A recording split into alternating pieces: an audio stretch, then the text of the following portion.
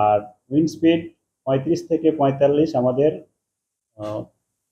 পশ্চিমবঙ্গের উপকূলে, আর 45 থেকে 55 কাস্টিংয়ের 65 এটা আপনার আমাদের বঙ্গোপসাগর সমুদ্রের গভীর সমুদ্র এলাকায় হওয়ার সম্ভাবনা আছে।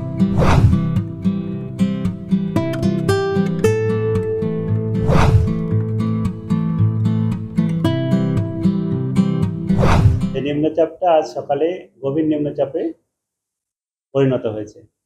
এই গভীর নিম্নচাপ আমাদের উত্তর পশ্চিম বঙ্গোপসাগর আর আমাদের উড়িষ্যা কোস্টের কাছেই, উড়িষ্যা অন্ধ্রপ্রদেশ কোস্টের কাছেই এর সেন্টার আছে। পুরী থেকে আপনার দক্ষিণ পূর্ব দিকে 70 কিলোমিটার দূরে এর কেন্দ্রীভূত আছে এটা।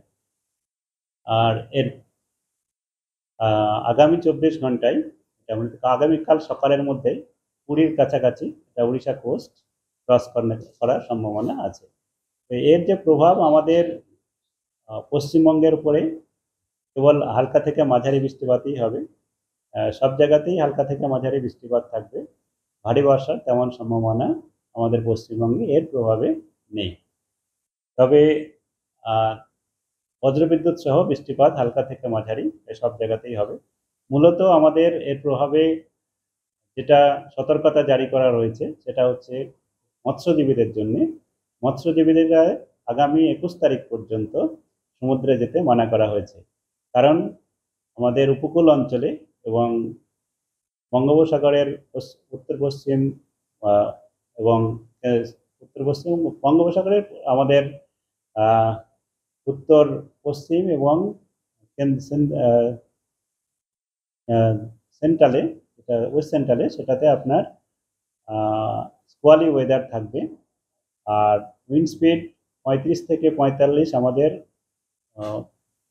পশ্চিমবঙ্গের উপকূলে, আর 45 থেকে 55 কাস্টিংয়ের 65 এটা আপনার আমাদের বঙ্গোপসাগর সমুদ্রের গভীর সমুদ্র এলাকায় হওয়ার সম্ভাবনা আছে। তার জন্যে মৎস্যজীবীদের আগামী 21 তারিখ পর্যন্ত সমুদ্রে যেতে মানা করা হয়েছে। এটাই আমাদের মূলত প্রভাব এই গভীর নিম্নচাপের জন্য।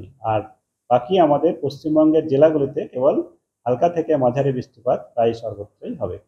আর এখন আগামী দুদিনে, আজ আর কাল এবং 21 তারিখে আপনারা যেটা বলছেন তৃতীয় দিন, সেটা আমাদের পড়ছে 21 তারিখে আমাদের দক্ষিণবঙ্গের জেলাগুলোতে সর্বত্রই বৃষ্টিপাত হালকা থেকে মাঝারি থাকবে। বজ্রবিদ্যুৎ সহ কোথাও কোথাও বৃষ্টিপাত হবে মেনলি। আর কলকাতা তার পার্শ্ববর্তী অঞ্চলেও 1-2 পশলা হালকা থেকে মাঝারি বৃষ্টিপাত বজ্রবিদ্যুৎ সহ হওয়ার সম্ভাবনা থাকবে। আর সাধারণত মেঘলা আকাশ থাকবে। উত্তরবঙ্গের জেলাগুলিতেও এই সময়ে আমাদের আগামী 4-5 দিনে বজ্রবিদ্যুৎ সহই বৃষ্টিপাতের সম্ভাবনা। তবে উত্তরবঙ্গের জেলাগুলোতে ভারী বৃষ্টিপাতের সম্ভাবনা আছে পরের দিকে। আপনার কালকে অর্থাৎ ওটাও বজ্রবিদ্যুৎ সহই হবে। 1-2 জায়গায়, খুব বেশি সম্ভাবনা নেই। কেবলমাত্র জলপাইগুড়ি, আলিপুরদুয়ার জেলাতে 1-2 জায়গায় হতে পারে। এটা কেবল বজ্রবিদ্যুৎ সহই হওয়ার সম্ভাবনা। আর দক্ষিণবঙ্গের বজ্রবিদ্যুৎ সহ বৃষ্টিপাত যেমন বললাম হালকা থেকে মাঝারি। তবে 21 তারিখের পরে 22 তারিখে আমাদের মনসুন যে নিম্নচাপ রেখা, এটা এখন আমাদের স্বাভাবিকের থেকে দক্ষিণ অংশে আছে। এটা উপরের দিকে ওঠার আসার সম্ভাবনা আছে স্বাভাবিক স্থানে। তার প্রভাবে বৃষ্টিপাত, ভারী বৃষ্টিপাতও হতে পারে 22 তারিখে। সেটা আপনার south 24 Pargana, east and West Medinipur জেলাতে। আর 20 তারিখ মানে কালকে 1-2 জায়গায় হতেও পারে আপনার পশ্চিম মেদিনীপুর আর ঝাড়গ্রাম জেলাতে।